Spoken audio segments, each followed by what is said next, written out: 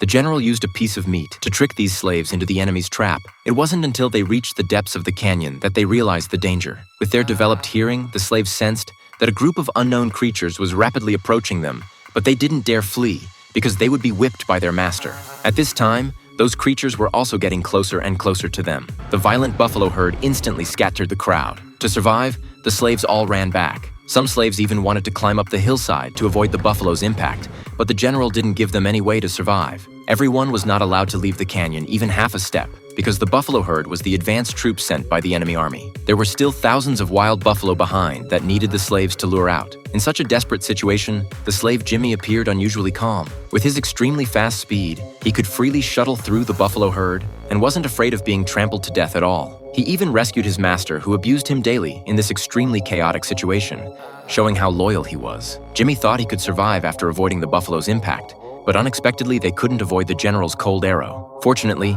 the master blocked this arrow. Jimmy could only continue running around the cliff wall. A slave's entire life was originally lived on his knees, but as he kept running, Jimmy actually stood up. At this moment, his speed also broke through again, and he quickly ran to the front of the buffalo herd. Because this was a horseshoe-shaped canyon, the buffalo herd was led by Jimmy to run back. At this time, the enemy army still thought the buffalo herd had already achieved victory, but the next second, Jimmy led the wild buffalo and charged into the crowd. After the buffalo's collision, half of the 20,000 enemy soldiers were dead or wounded. The general then led his soldiers following behind the buffalo herd, and finally came to clean up the mess, effortlessly winning this battle. Jimmy was the only slave who survived. The general admired his speed and wanted to be his new master. After burying his former master, Jimmy readily agreed, because following the general, he would have meat to eat. Before the general could be happy for long, his subordinate brought bad news. The northern duke had rebelled and led a large army to surround the royal city. The general needed to go back to save the king. Since Jimmy was faster, the general planned to have Jimmy wear his armor to impersonate him. This way, he could not only save the king,